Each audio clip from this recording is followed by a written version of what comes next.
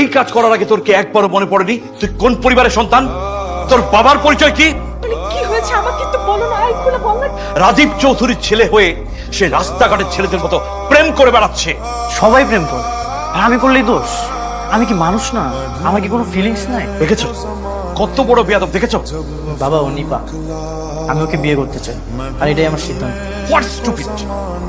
কত বড় সাহস! এই কথা বলার সাহস হয় কি করে তোমার? দেখো ওর বাবা মা নেই, ও খুব এতিম। তাছাড়া ওরা দুজন দুজনকে খুব ভালোবাসে। বংশ পরিচয়হীন মেয়েকে এ বাড়ির বউ করবো, এটা তুমি ভাবলে কি করে? এটা আমি কখনো হতে দেবো না। যাও, বেরিয়ে যাও এক্ষুনি। শুনুন চৌধুরী সাহেব, আপনার এই মান সম্মানের কথা চিন্তা করে নিজের সন্তানকে আর সন্তানের ইচ্ছাকে আপনি তাড়িয়ে দিলেন।